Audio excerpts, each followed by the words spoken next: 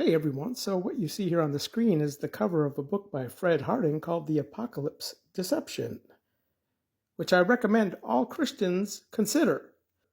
I have this YouTube channel called Revelation Questions where over about a decade now, I started questioning this epistle.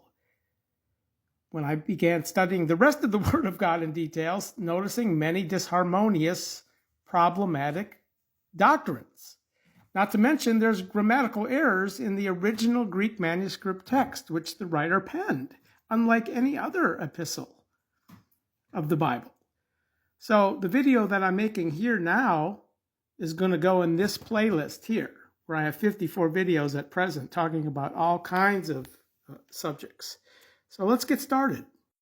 In Revelation 1:13, we find the noun mastos, which defines the female anatomy concerning the function of this. And I'm not going to say the words because I get videos taken down on TikTok just for saying certain words. So you get the point. You can read. And mastos always defines the feminine anatomy concerning giving suck, as seen in Luke 11:27 and Luke 23:29.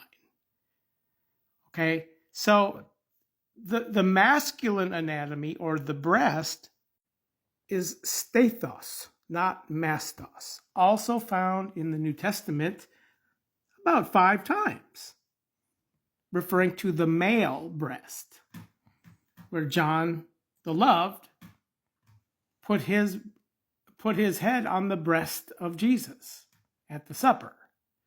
Okay, so let's now go back to mastos, where we see the one being described like a son, son-like, from an adjective found only here, one time in the book of Revelation, being girded about the mastos with a golden girdle, where if we go back to stathos, breasts, Revelation 15:6, we see 7 angels being girded about the breasts with golden girdles. Stathos, not mastos. Where what I think it's just a grammatical error. For example, son-like one here of human is from the adjective humoios here, okay? And it likens something, it nominates something to be like something. And it should always be parsed in the nominative, where you see the writer parsed it out in the accusative. And unless you understand Greek parsing, you wouldn't recognize this mistake, which there's hundreds of these in the book of Revelation. And if you just look up the Greek word humoios here, there's hundreds of occurrences.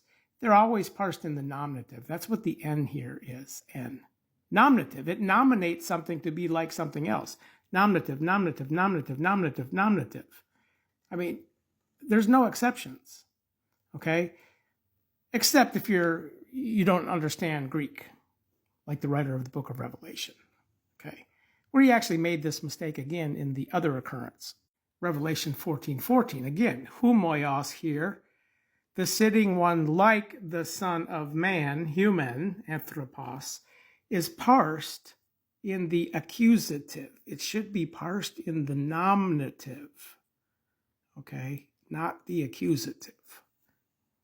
So we have 2 problems here in this one verse, where third, the writer exceedingly borrowed and plagiarized from the Old Testament, and that's what we're seeing here.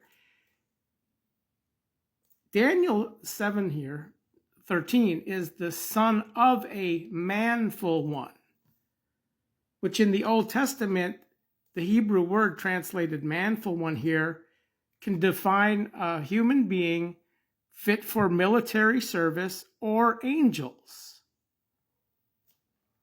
Here in Genesis chapter 18, when Yahweh appeared to Abraham, they're called manful ones, the 3 of them, manful ones. which again, the writer of the book of Revelation is simply borrowing from this verse, right?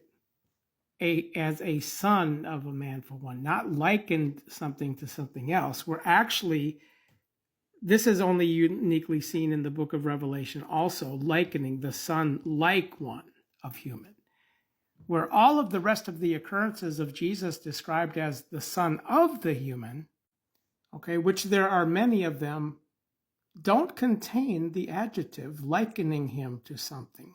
Okay, so just more reasons to question the validity of the epistle, the one epistle inserted in the back of the Bible. Where again, at my YouTube channel, I have a playlist concerning grammatical errors specifically, and then I have another playlist where I'm going to put this video with other diversionary problems we find in the one book. Too many to even get into. So think about it. Prayerfully consider Fred Harding's book, in that quite possibly the book of the Apocalypse is not what you think.